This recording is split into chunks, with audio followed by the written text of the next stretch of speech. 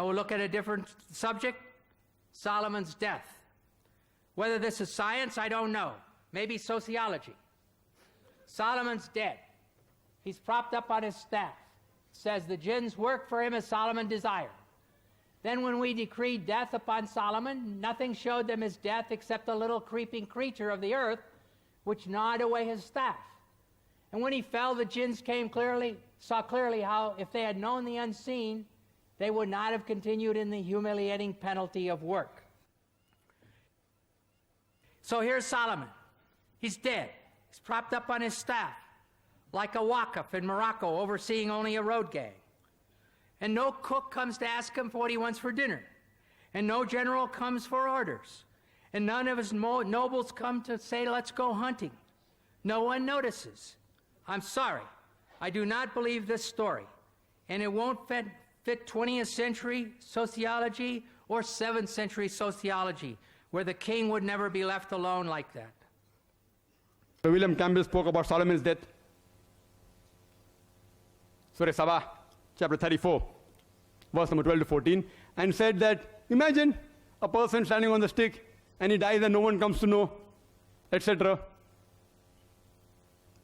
There are various ways to explain. Point number one, Solomon, peace be upon him, he was a prophet of God. And it can be a miracle.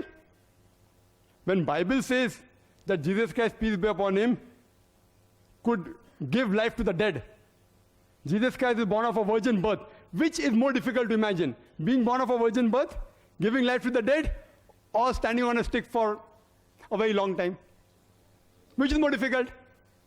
So when God can do miracles through Jesus Christ, peace be upon him, why can't he do a miracle through Solomon alayhi salam? Musa alayhi salam parted the sea. He threw a stick became snake. Bible says that, Quran says that. So when God can do that, why can't God let a man rest for a long period? Anyway, I'll give him various different answers. Nowhere does the Quran say that Sulaiman alayhi salam rested on the stick for a very long period. Nowhere does it say. It just says that an animal, maybe some say ant, maybe other animal of the earth came and bit. Maybe possible, maybe, that Sulaiman alayhi salam was just dead, and any animal may have shook the stick and Sulaiman alayhi salam may have fallen down. But I assume I use the conflict approach with the Quran.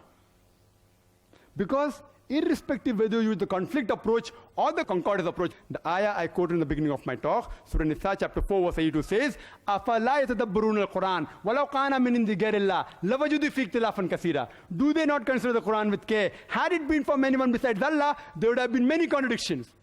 Irrespective whether you use the conflict approach or the concordance approach, if you are logical, you will not be able to take out a single verse of the Quran which is contradicting, neither a single verse which is against established science.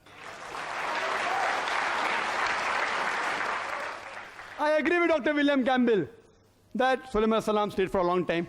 The answer is given in the same verse, that after Sulaiman salam fell down, the jinn said that if you would have known that Solomon, peace be upon him, died, we wouldn't have toiled so hard, indicating that even the jinns don't have ilm-e-ghaib, they don't have knowledge of the unseen.